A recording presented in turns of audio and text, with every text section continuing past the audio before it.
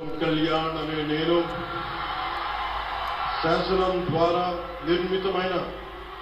భారత రాజ్యాంగం పట్ల నిజమైన విశ్వాసం విధేయత చూపుతానని, భారతదేశ సార్వభౌమాధికారాన్ని సమగ్రతని కాపాడుతానని ఆంధ్రప్రదేశ్ రాష్ట్ర మంత్రిగా నా కర్తవ్యాలను శ్రద్ధతో అంతఃకరణ శుద్ధితో నిర్వహిస్తానని, భయం గాని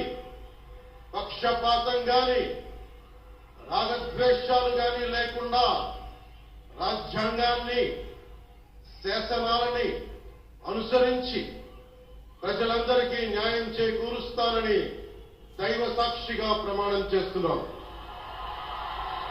నేను కొణిదెల పవన్